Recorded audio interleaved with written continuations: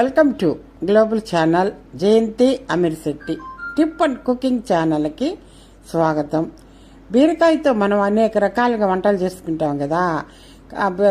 బీరకాయ ముద్దకూర, బీరకాయ పప్పు, బీరకాయ పచ్చడి అన్నీ చేసుకుంటాము.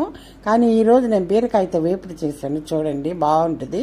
మొదట బీరకాయలు తీసుకొని మొదట చిక్కంతా ఫిల్ చేసి తర్వాత ముక్కలు ముక్కలుగా కోసుకొని పక్కన పెట్టుకోవాలా.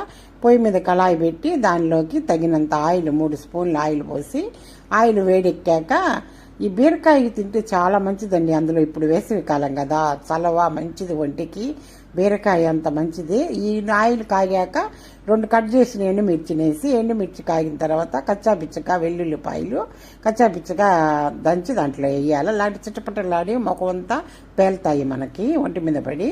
అవి వేగిన తర్వాత కొద్దిగా ఇది వేరుశనగ పప్పు గుళ్ళు వేయాలి. ఏంచనగపప్పు వేస్తేనే సూపర్ టేస్ట్ ఏపుల్లోకి బాగుంటుంది. తర్వాత కాసింత జీలకర్ర, 1 స్పూన్ జీలకర్ర, కొద్దిగా కాసింత ఆవాలు కొద్దిగా జీలకర్ర, ఆవాలు, కొద్దిగా పచ్చెనగపప్పు, కొద్దిగా మినప్పప్పు ఇవన్నీ వేసేసినాక ఈ మినపప్పు, పచ్చెనగపప్పు, వేరుశనగ గుళ్ళు అన్నీ వేసి వేయించుకోవాలా.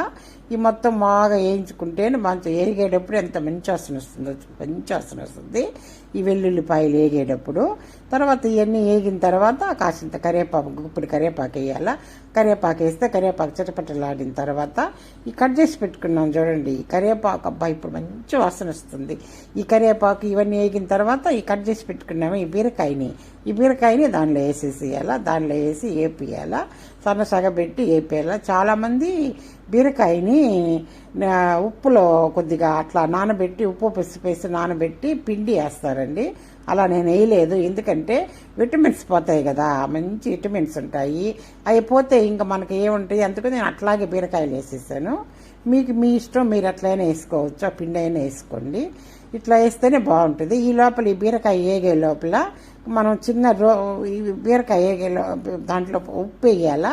ఉప్పును కాసింత పసుపు వేయాలా. కాసింత పసుపు ఉప్పు వేసేసి కదపాలి. ఇదంతా కదపాలా. ఈ ఉప్పు పట్టేంతవరకు, ఈ పసుపు ఉప్పు పట్టేంతవరకు కదిపేసేయాలా. కదిపేసిన తర్వాత బీరకాయలు ఈ మంచి నీటి శాతం ఎక్కువ ఉంటుందని వేసవి కాలంలో తింటే చాలా మంచిది అంటారు. మన ఇంట్లో వాళ్ళు పెద్దలు అంటుంటారు కదా, బీరకాయ నీటి శాతం ఎక్కువ ఉంటుంది, వేసవి కాలంలో తింటే బాగుంటుందని. ఈ లోపల బీరకాయ వేగే లోపల దాంట్లో కారం రెడీ చేసుకోవాలి కదా. చిన్న రోల్ తీసుకొని దాంట్లోకి మీరు మిక్సీ అయినా వేసుకోండి. నేను రోల్ తీసుకొని నేను ఎప్పటికప్పుడు తయారు చేసుకుంటాను. చిన్న రోల్ తీసుకొని దాంట్లో వెల్లుల్లిపాయలు వేసి కచ్చాపిచ్చగా దంచి కాస్త ఉప్పు దాంట్లో వేసాం కదా బీరకాయలో చూసుకొని దీంట్లో 1 స్పూన్ ఉప్పు వేసుకొని ఒకరంతా కారం పొడి నేను తొడియాలన్నీ ఒలిచి ఈ కారం పొడి దాంట్లో ఏ మసాలా వేయకుండా ఇట్లాగా వేపుల్లోకి రెడీ చేసి పెట్టుకుంటాను.